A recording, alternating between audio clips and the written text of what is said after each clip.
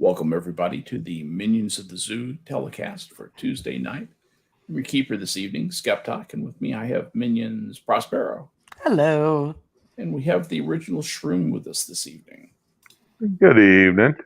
And Skep Cat, Johnny Hellcat, masquerading as some sort of weird feline phantom version of me. How you doing, Johnny? I'm not a crook. I'm not a crook. You got to say it like Nixon said it. Yeah. I'm not a People crook. need to know they have a president who's not a crook or whatever it was. How did he formulate that? Yeah, it was. They need to know he's not, and I am not a crook. He said, Yeah. jowls waggling and finger shaking, and we're like, yeah, you're lying out your ass, aren't you? Yeah, looking just like a crook. No kidding, sweating as he always did. You know, cameras on, time sweat, Dick. Oh my lord.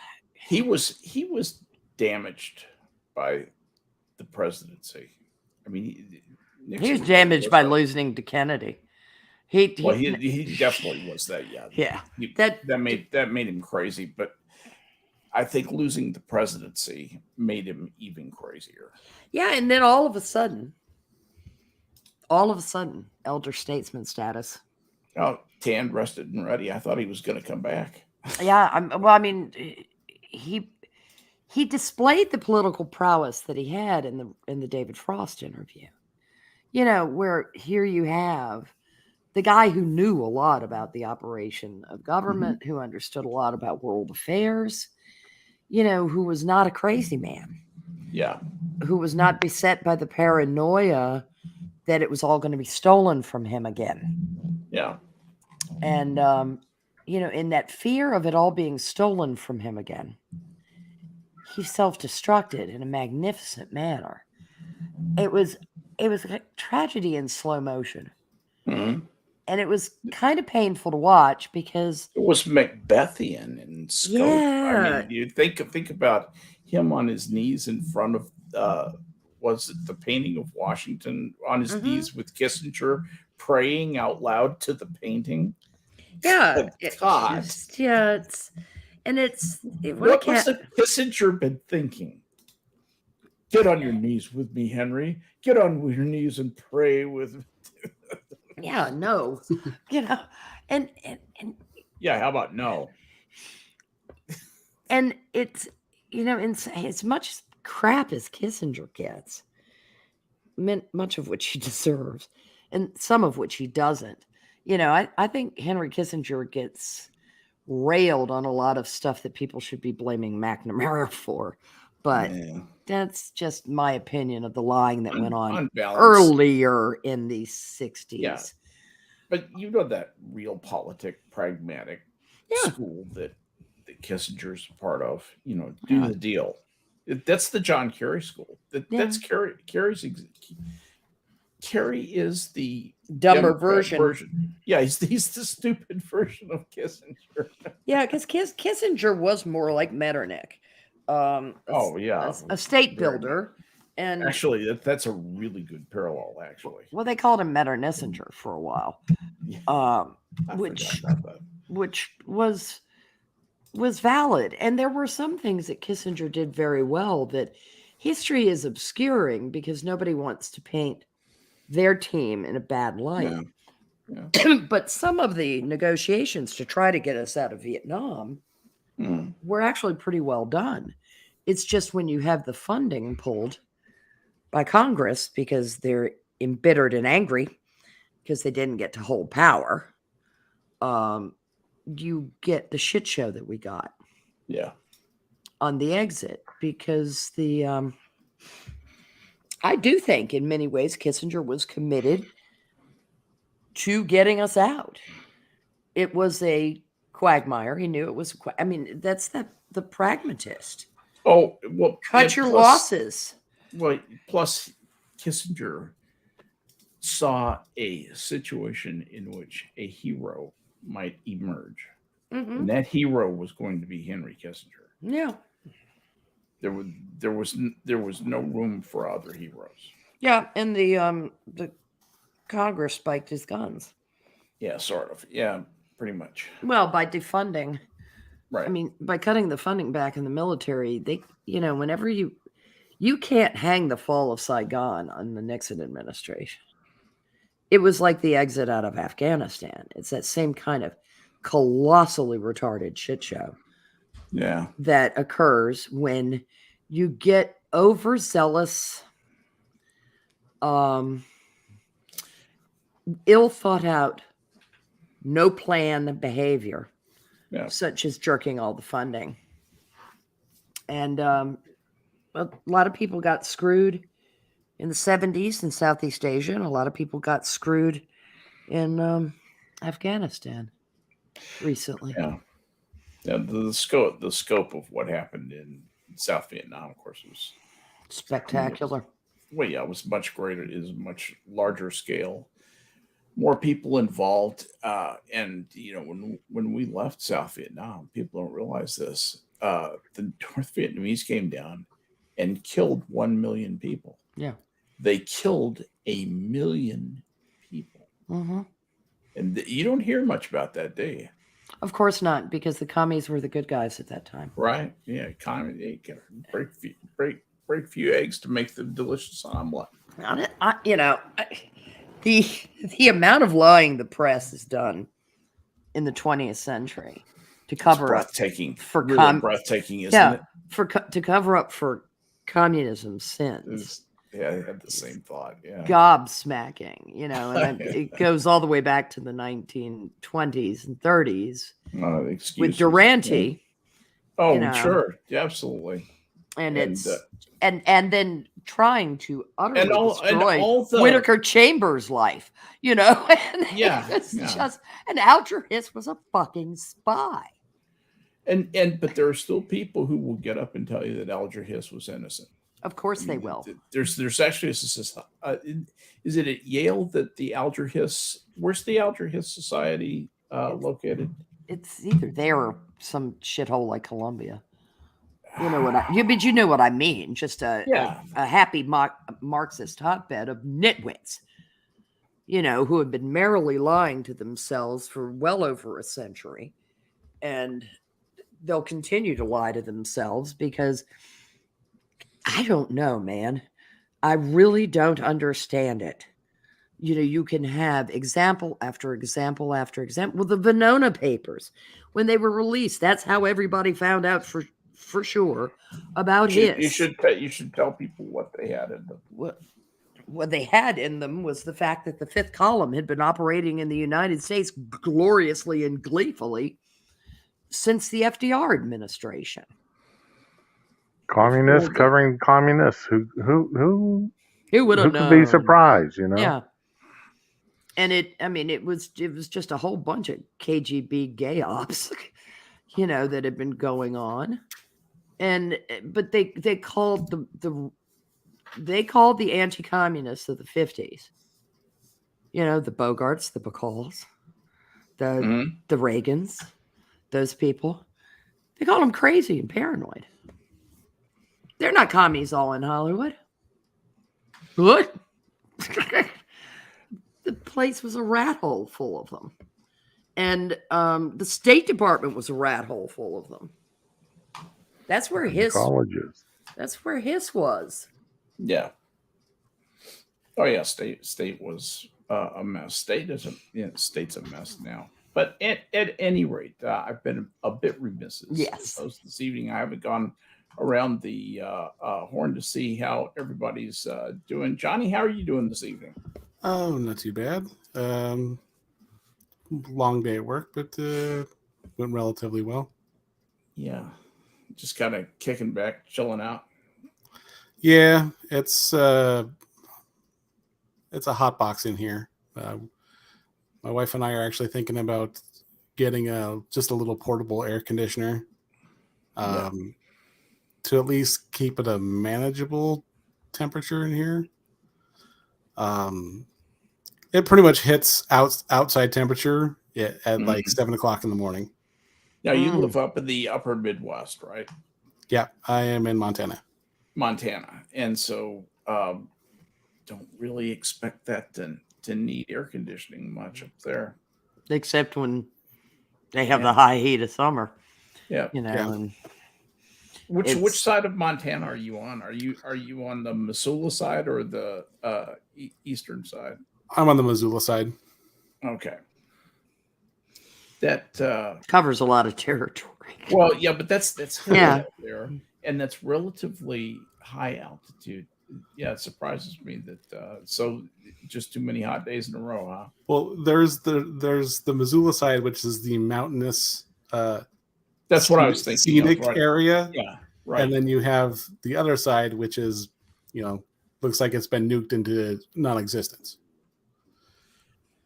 Yeah. Are you talking about the Badlands, or are you talking about the flat, high plains that are The just Badlands. east of there? The Bad. Kind of close to or around Billings, Miles City area. Okay, Billings. Okay, so it is farther east. That I got you. Yeah, you still have the mountainous area around Billings. It's after Billings. Sure. If you keep going further east, it's kind of funny how it turns from this like nice scenic, C.M. Russell painting to Kansas, to Mad Max. Yeah. Yes, exactly. Wyoming does the same thing. You South have Dakota too. Yeah, you have the beautiful Tetons Yosemite area, come down the Wind River Range. Isn't that pretty? And you hit Rawlins and everything east is just like, oh, where did the pretty go? There's still at least some mountains, so it isn't Kansas. But I was taking a road trip. I was moving, but it ended up being a road trip because it was a disaster. But I think it was just outside of Miles City. Somewhere it was between Billings and Miles City. I'm just like, okay, well, you can definitely tell the scenery is starting to change. And then I looked over to the north, and it seriously, it was caved out. You had the ground. It was nice and flat, but it looked like missiles had hit in the ground and just dug random holes in the ground. Wow. And I'm like, this is why I live over there. Yeah. Well, yeah, that sounds kind of bleak. But anyway, very bleak. Well, and I also want to welcome the original Shroom to the show tonight. It's nice to have you back. Understand it was a change in your work schedule that let you come on tonight. Is that right? Yes, reduction in hours, shall we say. Oh, is that a bad thing? Well, yeah. Long story short, the boss felt I was no longer fulfilling my duties correctly. I was no longer capable of fulfilling my duties correctly. So he's reduced my hours and demoted me. Oh no. That sucks. Gross. Yeah, sorry, that's not working out. So but it's made my wife and doctors happy. Yeah. As long as it's got a silver lining, that's a good thing. So for semi-retirement. Yes, that's a good way to put it. So, I'm assuming that you were a night shifter. I worked second and third shift.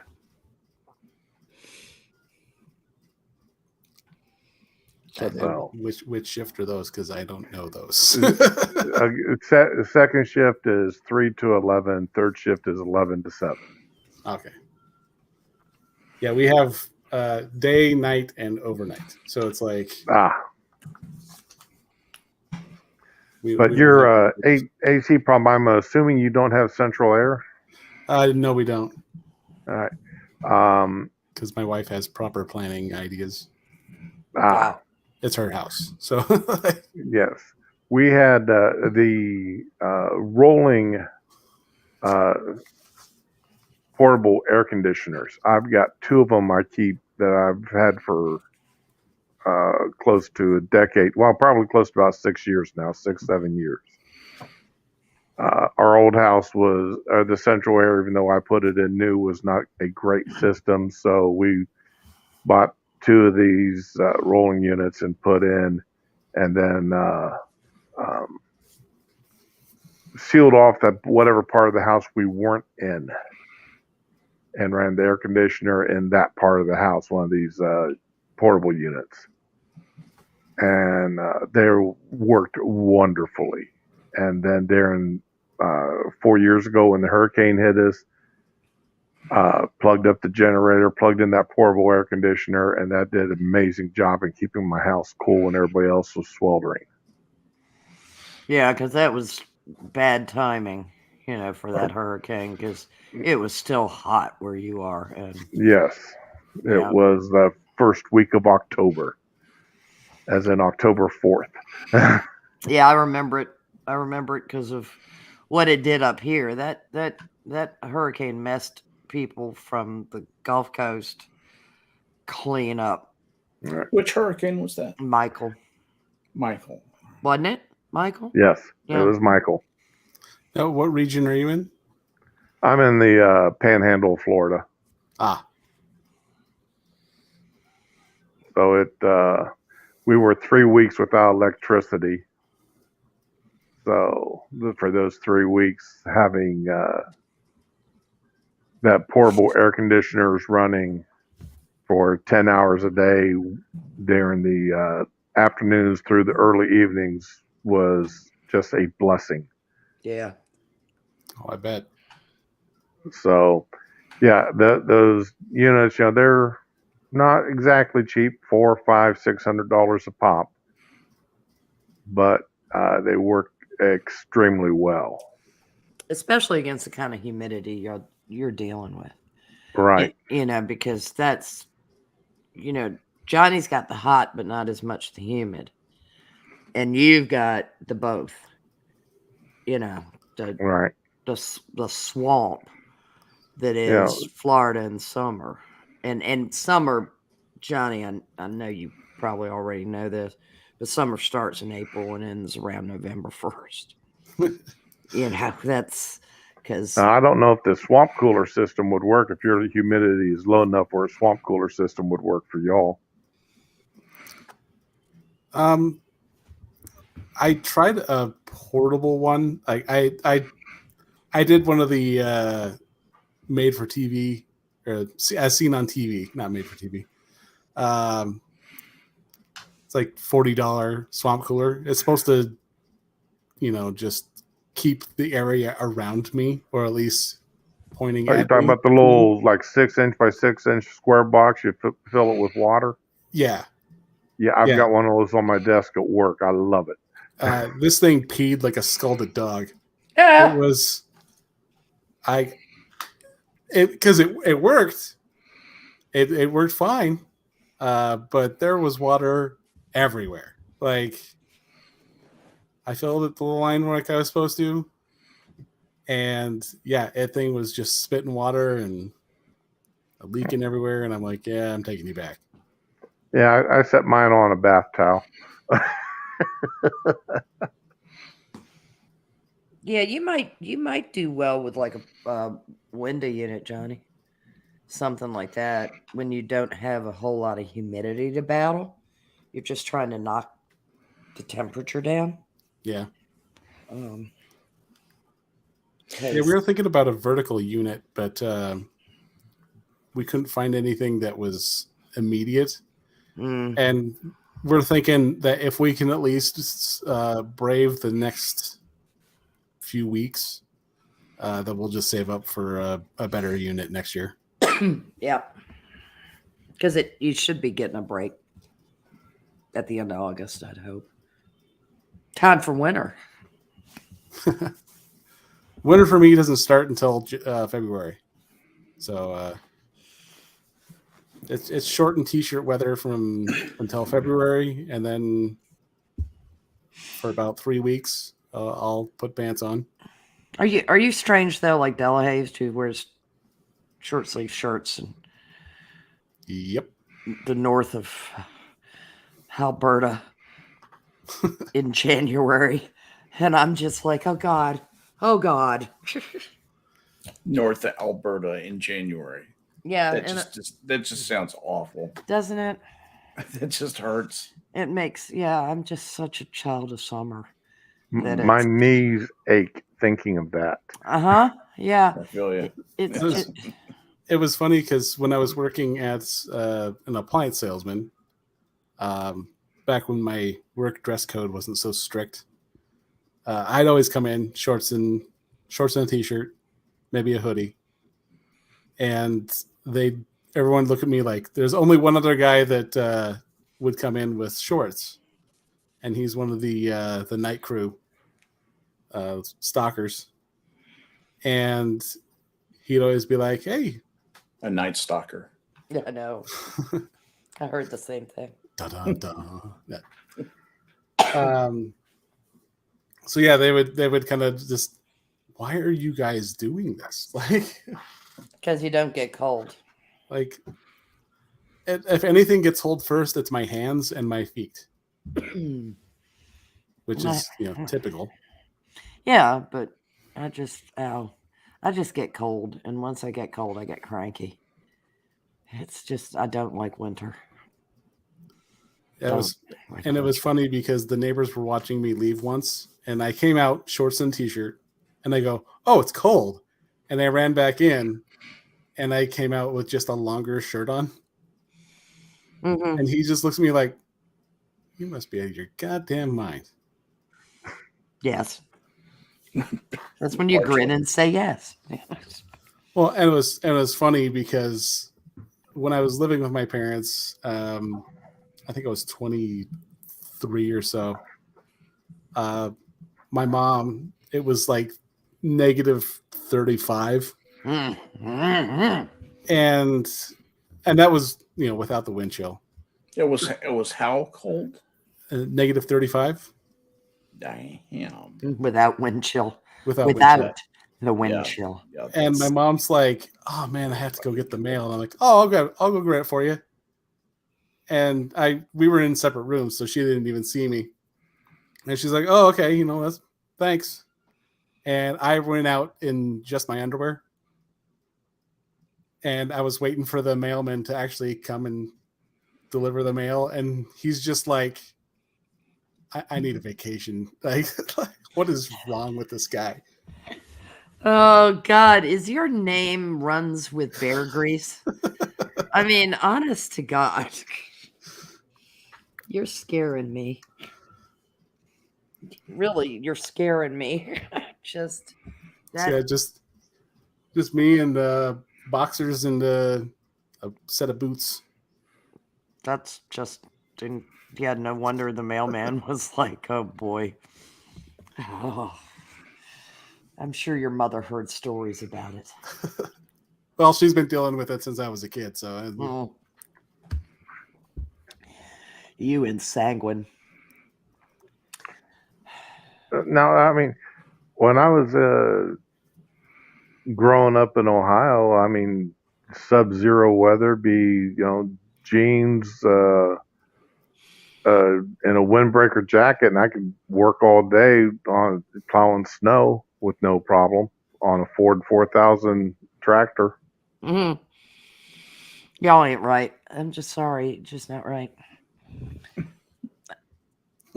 I moved to New England as a child, and you think I would have acclimated. I did to some extent, but not to that extent. I'm wrong. I am the wrong breed for that kind of weather. I can't. Well, now it drops below 50, and I'm like, okay, where's my wool socks? Yeah.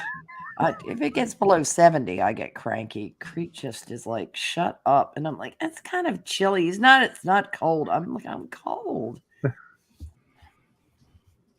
That's funny because my wife likes to cuddle up to me in the winter because I exude heat. Yeah, clearly. And she'll just be sitting next to me. She's just like, okay. And she'll like wrap the blanket around me. I'm like, you are killing me. Yes, she's like, leeching your life energy. She's like, are you cold? I'm like, I am dying. Like, so she'll latch on to me because she's cold. And so I'm kind of latching on to her to cool down. And she's latching on to me to warm up. Equilibrium. Yes. It's a symbiotic relationship. It sounds just perfect. A One snake, thing a I've- snake married a hunk of lava. Yeah. One thing I have noticed is that since the pandemic, I guess, and I have stayed a lot more in my home than I ever have in my whole life. Feel like that's been a big change. Does anybody else get the feeling that that's possibly if it may not be a permanent change, but it's going to be a direction in which we're going to tend to go down, where more people stay at home more of the time than ever before. And I think the pandemic did that. Did anybody else get that impression or no? I think it did. I think there were more personal behavioral changes than Like what? uh, For instance, social interactions, which Well, yeah, people spent 2 years working from home, not having to deal with anybody except over Zoom. yeah, and Yeah. they were ordering their groceries in. I mean, this wasn't universal because different states had different rules and more people moved about than others. But I have found, I already thought people were severely in danger of disappearing up their own asses. You'd go out and they can't get off the cell phone to talk to the grocery clerk. Yeah. Or look at him or treat him like another living, breathing soul. And on the other side of the pandemic, it's not so much that they're on their cell phones, but they're impatient, intolerant, antisocial, short-tempered, and very demanding. It's like, I lost 2 years of my life and you owe it to me. Yeah, utterly selfish too. Yes, because anybody, yeah. The narcissism was already increasing. It was nascent. Yes, the narcissism was nascent. This really just brought it into full flower, don't you think? Yeah, this was like putting a magnifying glass between the sun and people's egos. I was talking to, and Nice. the pandemic happened when I had 2 essential jobs, so there was no staying home for me whatsoever.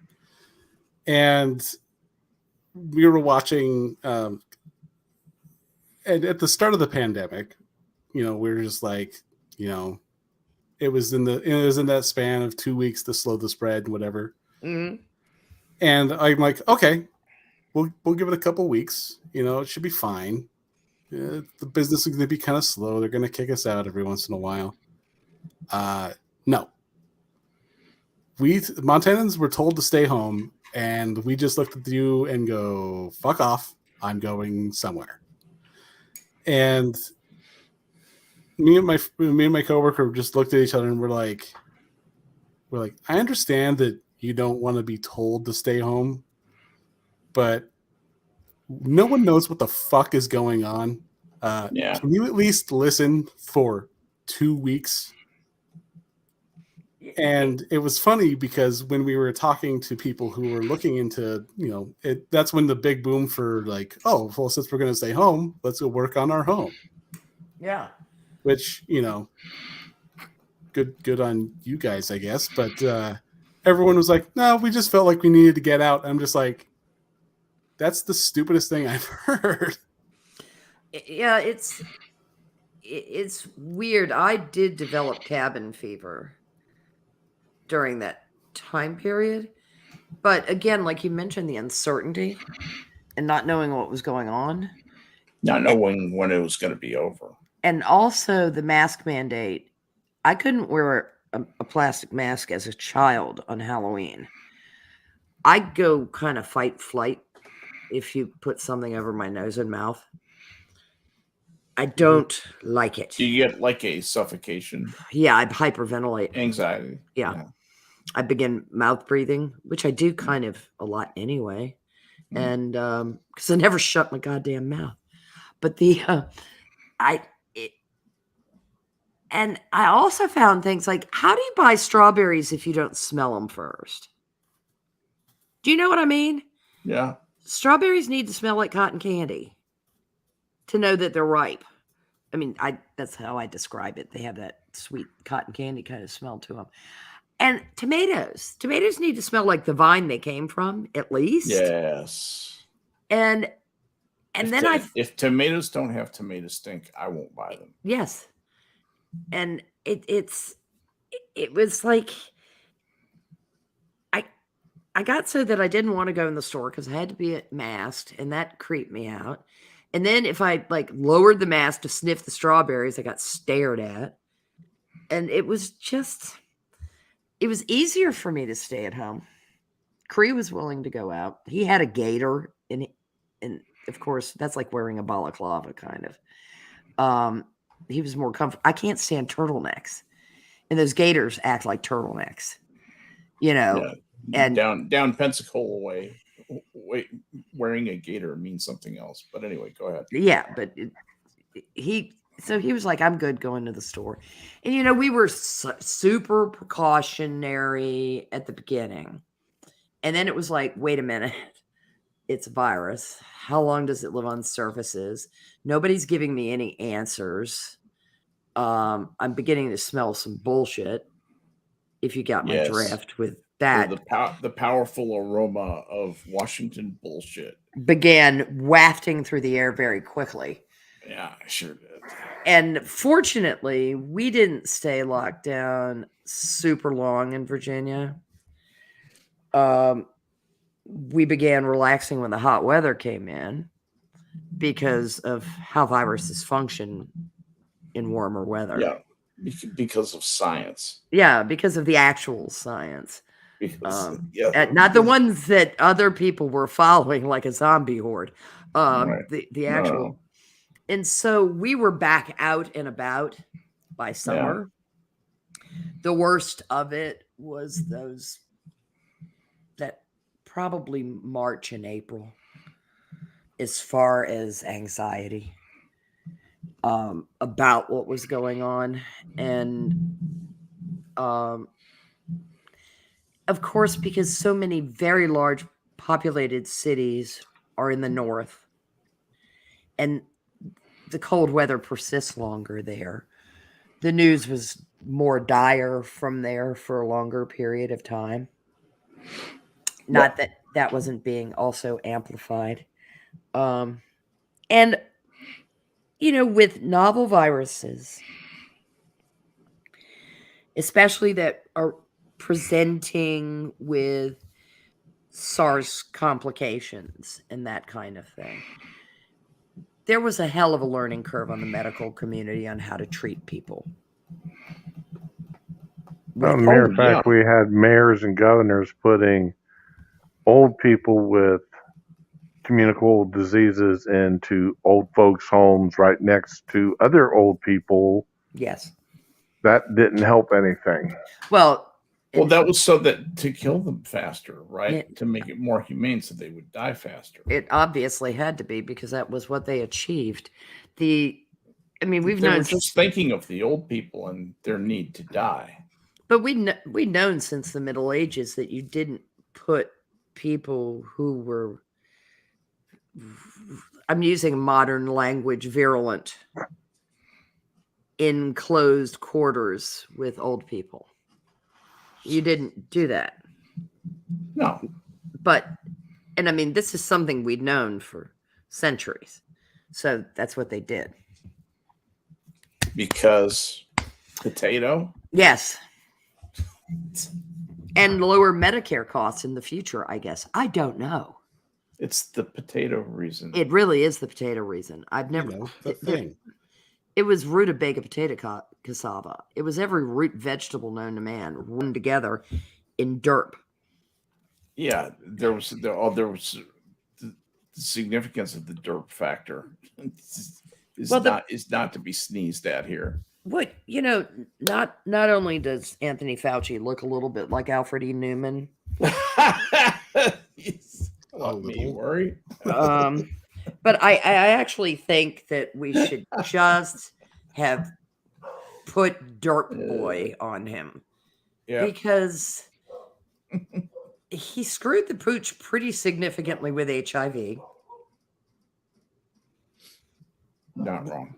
And he screwed the pooch magnificently with this one, and then Yeah. persisted in sitting there and saying the most retarded things humanly possible in front of God and everybody. And what amazed me is the faithful followed. Oh yeah. Can I ask the two of y'all a question? Please. Given our history with screwing the pooches with virulent diseases, what do you foresee over the next 10 months, 5 months with monkeypox? They actually, this time, unfortunately, some people have been telling the truth rather early on. Yeah. So I agree. They're deflated already. Yeah, they've lost They're not their going to be able to the momentum that they need to bullshit everybody again. They've lost I'm their sorry, yeah. ability to scare the population. Part of the issue is people doing the Lord's work, like John Campbell. And very early on, some others pointed out that a large number of the earliest cases came from an orgy that was held in Europe, and a big sex party that was held in Spain, I believe. There was one like in Belgium or the Netherlands, and then one in Spain. And then all of a sudden, you start having all these cases. So that we kind of got the hint, as with other viruses, that sexual transmission was the fastest way to get it. Now, that does not mean that after someone has been exposed to, because of the nature of monkeypox, if they are in close quarters with other people, that they might not give it to them. And that's kind of unlike HIV, because this is a pox virus. It's a little bit different. I'm very glad I'm of the generation arm scar. Yeah. When am I. When it As am comes I. when it comes to happy horse shit being slung in my direction about the brand new vaccine that I'm sure somebody, BioNTech, Pfizer, Moderna, somebody's going to make a fortune off, because they don't already have fortunes to make off of other No, the misery. fortune's already been made, but by the time you even hear about it. Yeah. And I do know, and I will not throw all of Big Pharma under the bus because of the bad behavior of one particular company. I think Big Pharma gives you the last 30 years of your life. Don't forget that. Yeah, they absolutely do. And the R&D costs are terrible, and the liability positioning is dreadful. But it's one of those things, don't you think, that two things can be true at once? You know, R&D costs are legitimate expense, and the liabilities and the risks that they take, are legitimate. The extreme risk that it takes to bring a new drug to market, and they can be rapacious whores at the same time. You took the words right out of my mouth. Exactly that they can still be greedy and act in a suboptimal way, in a market failure kind of a way, to disappoint you even further in human nature. And people need to remember that indemnification that is given can be broken. It's happened before. Well, yeah, I was talking about that. I was lamenting you not being on the stream the other night, because I was talking about releases that don't work. Releases from actually happened. They get busted Pfizer. in court all the time. Yeah, it happened to Pfizer once before. They had to pay one of the larger settlements on something that they had been indemnified for. Yes. And so lose not heart, people. When you have some Lawrence Tribe bootlicker running around telling you, well, they're not always right. Yeah. Boy, his stock sunk. Well, he lost his mind. Yeah. That was his problem. He lost his mind. publicly. Yes. He's made a fool of himself. Yes, he has. And his prognostications have been actually worse than Krugman's, which takes work. And it's just he's blatantly lying all the time now about what's gone on and what's in something. I mean, the whole Dobbs decision, some of the nonsense that was being bandied about on that was beyond belief. All right, but think about all him they for a had to second. do is actually sit down and read it for themselves. No kidding. And it Yeah, wasn't no that kidding. complicated. But compare his loss of face to Merrick Garland's. Oh, Garland is an absolute buffoon. he's a disgrace. Yeah, this guy was nominated to sit on the Supreme Court. It makes Mitch McConnell look prescient, doesn't it? Which I don't think he is. Yeah, nobody thinks the turtle is prescient, but yeah. I don't know. I just when I just see the fall from grace, fall from respect, the complete lack of decorum and lack of organized adult level behavior coming from every single part of this government, including the Biden administration, but including the state's not acting right. I mean, state's always weird, but state is acting like it's controlled by George Soros or something. It's really acting against the interest of the United States right now. That's really Would you be surprised if there wasn't a bit of an influence there? From George Soros?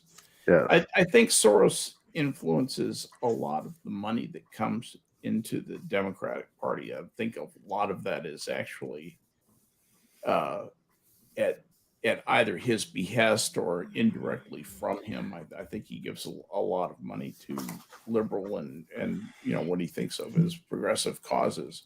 But I actually think that his overarching thing, I'd be interested in your guys' opinion too. His overarching plan is that the United States is essentially too powerful a country and it needs to be weakened. It needs to be weakened in practically every way that it can, like softening a metal to forge it into a different thing. And I think that's the way he thinks of it. What do you guys think about that? I agree. To fundamentally change the United States. Carl Schwab, that crowd, the NWO crowd, that all everybody was calling. Yeah, everybody was calling him crazy for believing that there was a cabal that wanted a new world order until the cabal that wanted a new world order basically came out and said, "We want a new world order," and everyone went, "What?" Yeah. I think those people have more influence because they are policymakers they influence the policymakers. So they are de facto policymakers. They're eminence gris. I guess if I'm going to pluralize it, eminence gris. Les eminences. You would just les say eminences. Les eminences gris. Les eminences gris. And they have been in that position. People have bitched about the Bilderberg group. They bitched about the Davos. But all those people have been movers and shakers for decades. And is the Bilderberg group the eyes wide shut people? Sort of. Yeah. Okay. kind of. This is Illuminati country here. Yeah. Okay. But see, somewhere between the wacka. Yeah. Of everybody's a glowy and it's all a conspiracy. People, I done seen a UFO. I swear to God I did. That crowd. And pay no attention to the man behind the curtain. There are men behind the curtain and they do make things happen. They have a lot of money and they don't necessarily have your best interests at heart. And many of them have no scruples. Yes. I give you Bill Gates. Complete scrupulectomy. Yes. Warren Buffett used to have scruples. I doubt he has any left because he turned into a liar for the cause. And I think I'll go back with something Undoom said a while ago. And he was talking about something different, but it's kind of relevant where you'll you'll hear an accusation, and of course you're like, no, that's a small group. It's just it's a straw man. It's not a big thing. But there are actual people who do that shit. Mm-hmm. Yeah. And it might start off as sort of a fringe kind of, that's just a couple people, but that shit's gonna grow. Mm. And the powerful gravitate toward one another. They scratch each other's backs. They clot. They do clot. And they're different flavors of them. They're they're not totally evil, and then they're the totally evil. So you've got like George Soros in the totally evil crowd, because he's just a shithead. Anybody who just gets his jollies ruining other people, oh, I'm with you, is a shithead. Yeah. And then he tries to hide, and his protectors tried to hide when you criticize George Soros by calling you an anti-Semite, which is fabulously hilarious. Yes. It's one of the funniest things I've ever seen. But on the other side, unfortunately, you have the anti-George Soros people who have been passing around on the internet for 10 to 15 years now a picture of an entirely different Nazi. Mm-hmm. And claiming it's George Soros. It's not. He was too young to be in uniform. He was a perfectly willing participant. It was probably Benedict XVI anyway. Ratting people. Yeah. Yeah. Yeah. But it's that's the problem, is the lunatics make people who actually know there's something afoot doubt themselves, but also they make them look crazy too. It's like this latest rumor or story coming out about the World Economic Forum saying, hey, we need to get rid of private ownership of vehicles.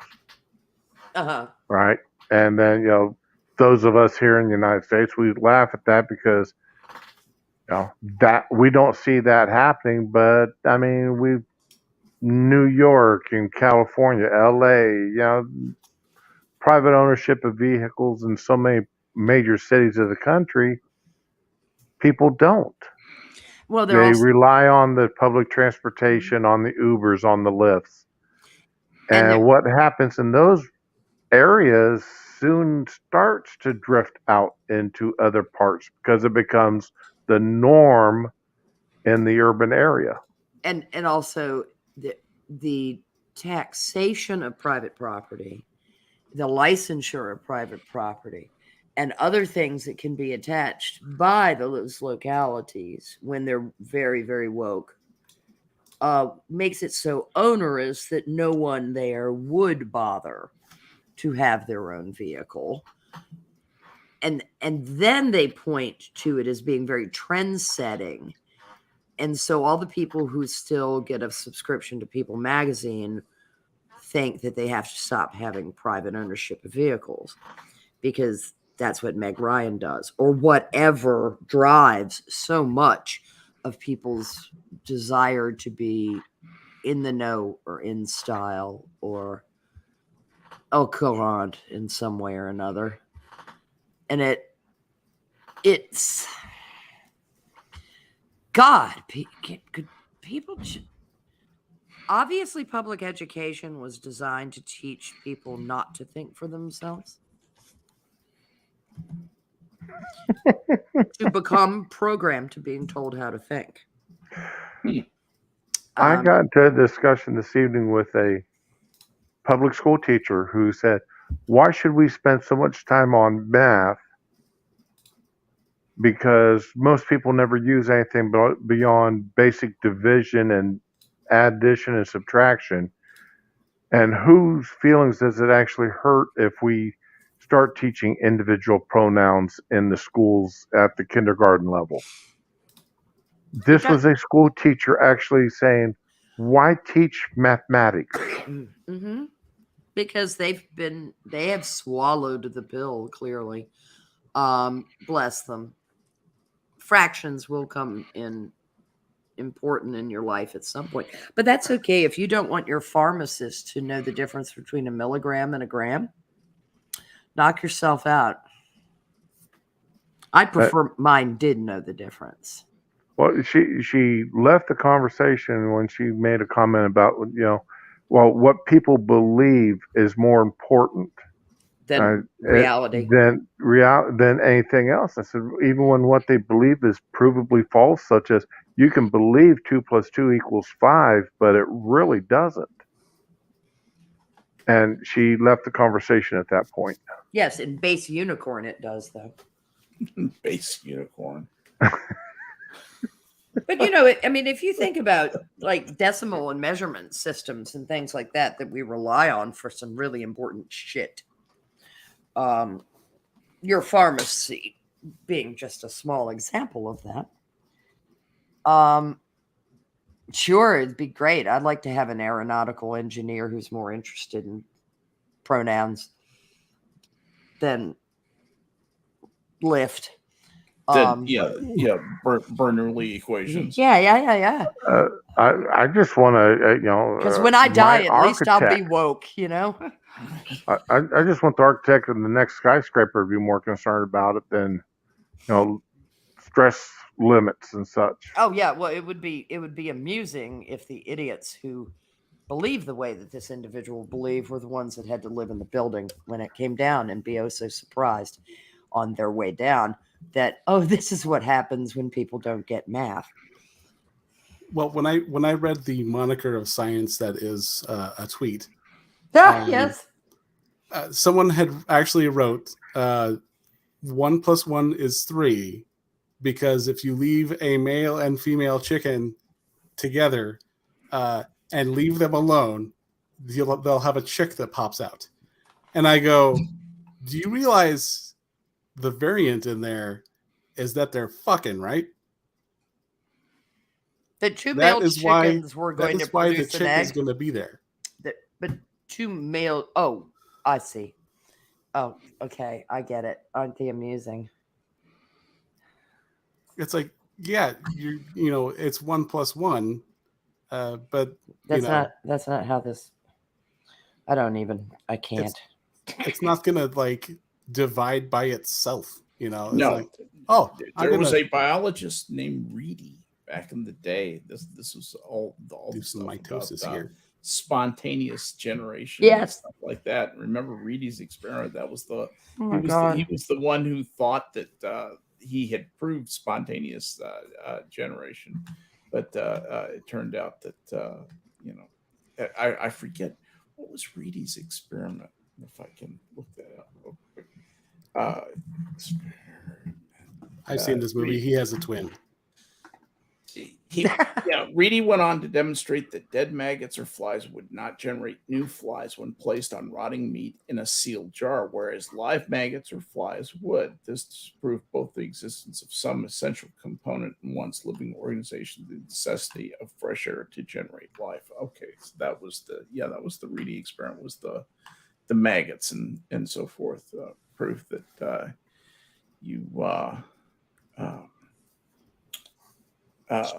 dead maggots do not make new flies, basically. And so spontaneous generation. Spontaneity does not exist. It didn't exist, exactly. Yeah, Reedy's experiment. Yeah, he was the one who was right. I forget who he disproved, but that was what that was. They're just some Francesco Reedy. It's kind of fun though if you think of some of the amazingly stupid things in a more scientific age, like the 20th century, where that have erupted. And I mean, my pal Lysenko. Yes, I'm a big fan of him. Friend of the Soviet. God, I mean, the only guy he never killed anybody. The only guy who ever looked at Gregory Mendel and said, "You're crazy," it's just the church wasn't real fond of people doing things that proved Mendel evolution. Had a tough road to hoe. Yeah, he did. Well, wasn't he a monk? Yeah, he was. Yeah, so he was kind of like getting a little crossways. Called him the there. Mad Monk for some Yeah. reason. I can't remember why, but yeah, I think they just thought he was a little bit OCD. Reading his P's the way he was, Yeah, and absolutely. basically in a small way demonstrating evolution, but can't talk about that. Just can you imagine? I mean, this is a guy. He's a monk at the time. The monks would do stuff like taking 5 baths a day, purification rituals, and prayer, and all vows this of stuff. silence, and yeah, exactly. All the weirdness of what it meant to be cloistered during that period, and during all that, he managed to figure out an awful lot about how botanical organization and hybridization works, and nomenclature. Yeah, exactly. yeah, it's the basic nomenclature that we still use today. And and look how long it took before people ran around screaming how terrible GMOs were. I mean, it's not much time between such ignorance. Gregory Mendel's life and the new Luddites. Yeah, or the new Lysenkoists, actually. Mendel was doing genetic modification of organisms. You know, he wasn't using a CRISPR machine, and so it's not sexy that way. But in point of fact, he was making tremendous modifications to the models of species that he had to deal with. It's amazing what you can do with pollen and a paintbrush. You know, well, you're not wrong. And patience. You're not wrong. I mean, anybody who grows fruit inside an orangery or even a humble flower like the impatience flower. We're doing a little bit of this out in back right now. We have pink and white impatience, and we're doing a little bit of dilution, and we planted them next to each other, and we've got pink and partially washed with white and fuchsia, you know, like brush strokes in the leaves themselves. It's amazing.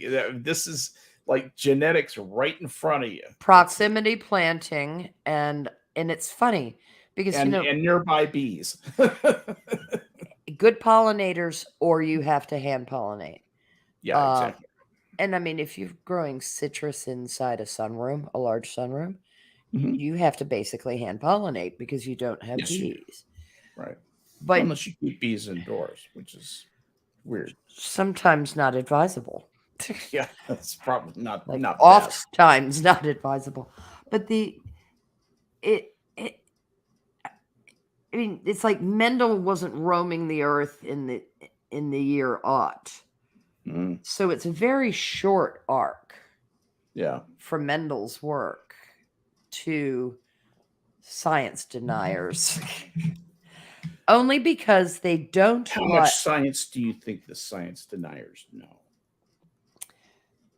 Not enough to grasp why, when they're talking about genetic modification for plants, they're not realizing that all that is just something that actually could have been accomplished in a pretty short period of laboratory hybridization by throwing a genetic switch.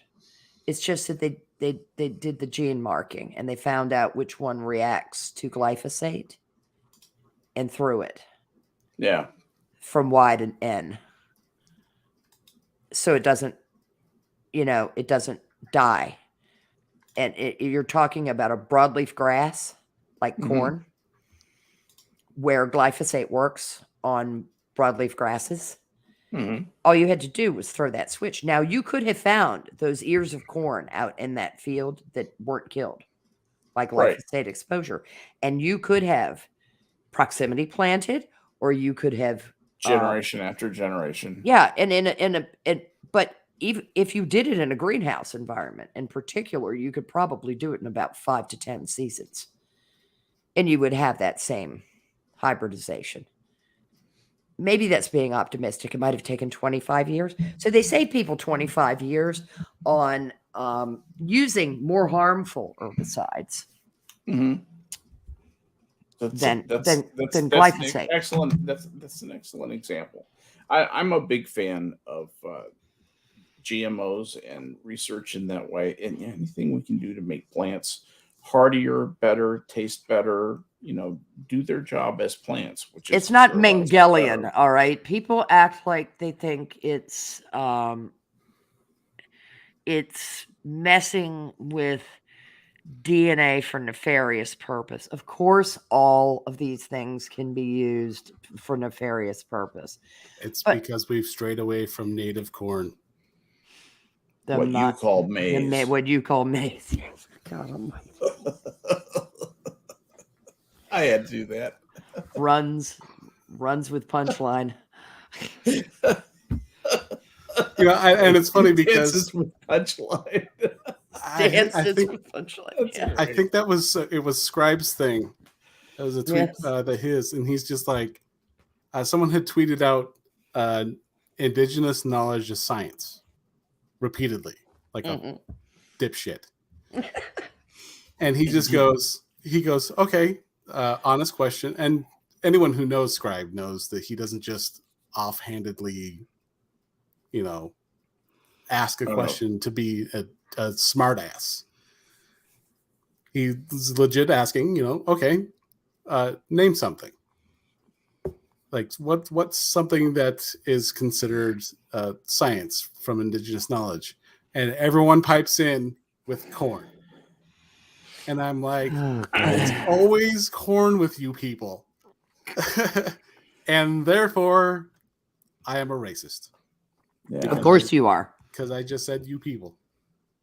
Yes. So they even put on the tweet like, well, I assumed that you meant, and I'm like, oh, man, that was your mistake. Yeah. Yeah. I know something that natives grew. It's corn. Good for you. Do you ever hear of tobacco? Oh, sorry. You only function west of the Mississippi? Wait, east of the What are you talking about? Pumpkin. Well, they also forget that indigenous peoples lived in Latin America. Johnny, they forget that all the time. There were no natives in Latin America. It was all just 1.5 million people crammed into the noble savages living in Upper West Side. Yeah, living in New York, in long houses. That was exactly what it was. Oh, except for the 5 or 6 they must have run into in Virginia. And don't forget the tribes that they slaughtered themselves. The Iroquois back in the day actually traveled all the way into Virginia to wipe out a tribe they were pissed at.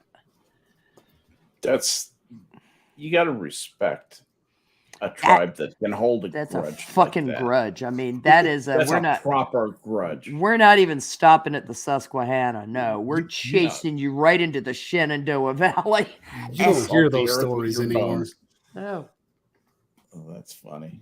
Yeah, and I mean it's like when the Lakota get all about Rushmore, and it's like you killed every last bastard that lived in that territory to take it over. Yeah, that was not your original territory, so stop it. Yeah. Lakota were fierce warriors. In the Cheyenne were just like take no prisoners. And I find it funny, and this is maybe it's just me, but I always hear there are a few people who always talk about, gotta take the land back. And they'll always quote someone who is saying that we don't own the land. Yeah. It was, it belongs stolen to the spirits. Yeah. Stolen from God. So who are we going to give it back to? Because I don't see no spirits around here. Just this land belongs to God. Give it to Al Sharpton. He'll take it. Or Godzi Koto. He can just have bodies buried on it or something. He'll hold it in stewardship for the real victims of white racism. Right. But when it gets down, it's a little bit like getting down to the give us the land back. Well, then somebody's going to tap you on the shoulder and go, excuse me, the 5 of us that are left from when your tribe wiped out our tribe, we'd like the land back. Mm-hmm. You know, and then there'd be 2 people saying, hey, you killed my grandfather for that land, so that's mine. And you start another war.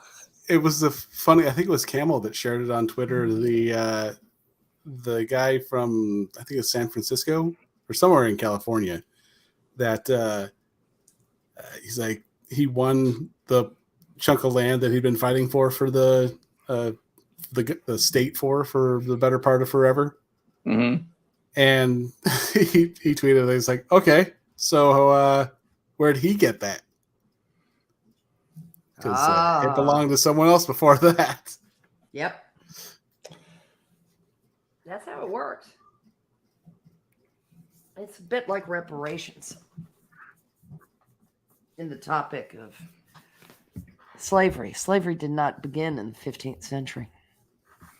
No, it did not. But speaking of things beginning and ending, we had said that we'd go an hour tonight, and I think we've gone a little over an hour. So we're going to call this one a little bit early tonight because there's just too many of us that are too tired to make this entertaining for 2 hours. So we're just going to go an hour tonight. But I want to thank you for coming out and listening to us. Chat, thank you, panel, for being a part of this. It's one of the most fun things I get to do. And with the kids going back to school, I'm sure we'll be back to the normal 2-hour format in nothing flat. But thanks for joining me and everybody here tonight.